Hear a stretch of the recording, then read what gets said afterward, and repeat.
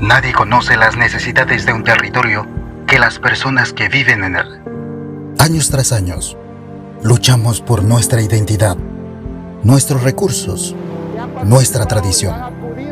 Luchamos por una comarca más verde y conservada. Luchamos por nuestra soberanía nacional. Luchamos por América.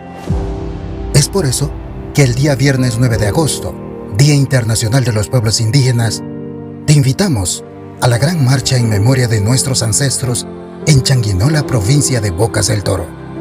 A partir de las 4 de la tarde, desde el Parque de Finca 13 hasta Citraibana. Ven y sé parte de esta gran celebración, donde habrá presentaciones culturales, gastronomía y mucho más. Recuerda, Viernes 9 de agosto, a partir de las 4 de la tarde, desde el Parque de Finca 13 hasta Citraibana. No te lo pierdas.